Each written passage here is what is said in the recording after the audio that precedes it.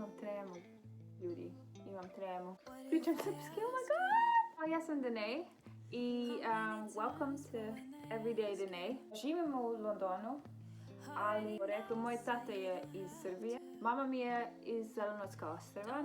Živjela sam 5 godina u Srbiji isto i roditelji mi tamo žive. Ne znam da me se sjećate, možda poneki ljudi mogu da se sjećaju. 2009. godine sam ja učestvovala u Ja imam talenat. Pevala sam 2 pesmice sa velikom tremom, ali to mi je bio prvi nastup i prvi put gdje sam stvarno odlučila čime ću da se bavim i sad se i bavim muzikom. Evo, to sam ja. Ovo mi je prvi video. Ja ću da počinjem da pravim mnogo više. Želim da pokažem da sam Srpkinja, da se konektujem sa mojim ljudima tamo, pošto sam živjela tamo 5 godina i mnogo mi je to značilo. Imam drugarice tamo, meni najbolje drugarice tamo. Jovana, ako gledaš, još uvijek si mi najbolje drugarice, iako se ne čujemo baš često. Da, baš bi mi bilo drago da se malo pokažem u Srbiji šta radim, čime se bavim, pošto je sad već ne znam koliko godina prošlo, ali mnogo se desilo.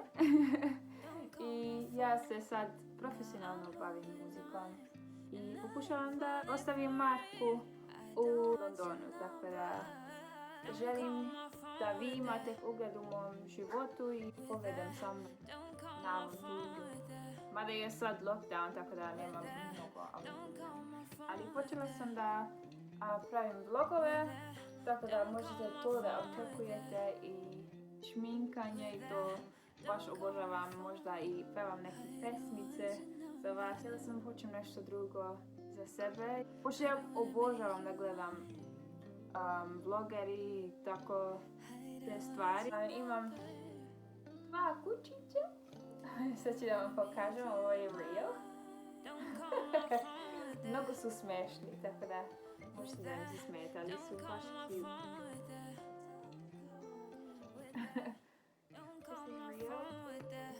I onda imamo ružni Paris.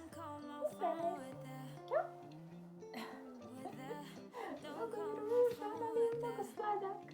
Gledaj ga. Ovo su mi kućići. Oni mi prave društvo u lockdownu. Sad zbog njih mogu da izlazim napolje.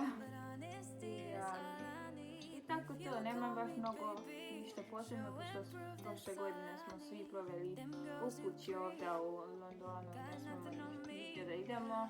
Sve je zatvoreno, sve restorani su zatvoreni, nema žurke, nema sastanke sa drugaricama, ne mogu ni da dođu kod tebe kući. Mislim da je možda zanimljivo, ako imate pitanja, slobodno me pitajte.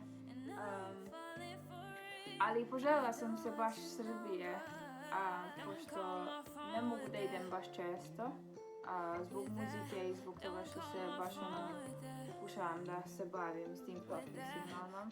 Baš bih voljela da idem za Srbiju. Nadam se da ću moći ove godine, ali nikad se ne zna sa ovim covidom. Tako da ćemo vidjeti šta i kako, ali za sad ću samo da pravim neke snimke, malo da vam pokažem ko sam ja, šta radim i tako to. Vidimo se u prvom vlogu.